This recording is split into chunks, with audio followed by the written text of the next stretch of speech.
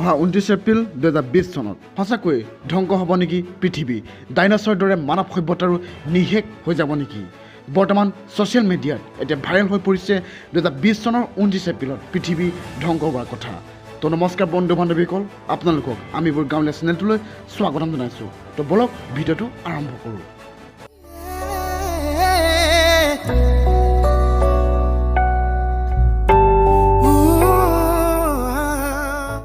আমেৰিকাৰ নাছাৰ ৰিপৰ্টৰ মতে বৰ্তমান এপ্ৰিল মাহত এটা ডাঙৰ ধুমকেতু পৃথিৱীৰ কাষেৰে পাৰ হৈ যাব। বৈজ্ঞানিকে অনুমান কৰা মতে যদি কোনো কাৰণত ই পৃথিৱীৰ লগত খুন্দা খায় তেতিয়া এটা বহুত ভয়ানক প্ৰলয় সৃষ্টি হ'ব।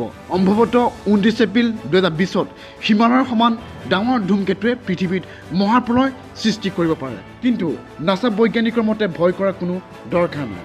এই ধুমকেতুটো পৃথিৱীৰ কাষেৰে পাৰ হৈ যাব। ই পৃথিৱীৰ লগত খুন্দা মৰা সম্ভাৱনা প্ৰায় শূন্য সমান। কিন্তু এনেকুৱা বহুত বৈজ্ঞানিক আছে যিসকলে ইয়াৰ বিপৰীত ৰায় দিছে। তেওঁলোকৰ মতে এই ধুমকেতুটো মাউণ্ট এভাৰেষ্টৰ সমান হ'ব পাৰে, আৰু যদি ধুমকেতুটো পাৰ হৈ যোৱা সময় অলপো সলনি হয় তেতিয়া পৃথিৱীত বহুত ডাঙৰ ধ্বংসলীলা সৃষ্টি হ'ব পাৰে। প্ৰায় 6.6 কোটি বছৰৰ আগতে এনেধৰণৰ ধুমকেতুৱে খুন্দা মৰাৰ ফলত পৃথিৱীৰ পৰা বিশাল প্ৰাণী ডাইনাছৰ হেৰাই গৈছিল।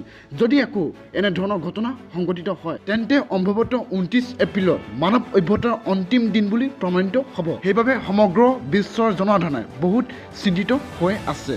এই ধুমকেতুটোৰ নাম 52768 1998 OR2। ইয়াৰ স্পীড প্ৰায় 31,320 কিলোমিটাৰ প্ৰতি ঘণ্টা। এতিয়া জানি লওঁ আহক ধুমকেতু কি। ধুমকেতুৱে গ্ৰহৰ দৰে সূৰ্যৰ চাৰিওফালে ঘূৰে, কিন্তু আকাৰ গ্ৰহৰ তুলনাত বহুত সৰু। তো ফ্ৰেণ্ডছ, ভয় কৰাৰ কোনো প্ৰয়োজন নাই, কিয়নো বৈজ্ঞানিকসকলৰ মতে ই পৃথিৱীত খুন্দা মৰাৰ সম্ভাৱনা একেবাৰে ন্যূনতম।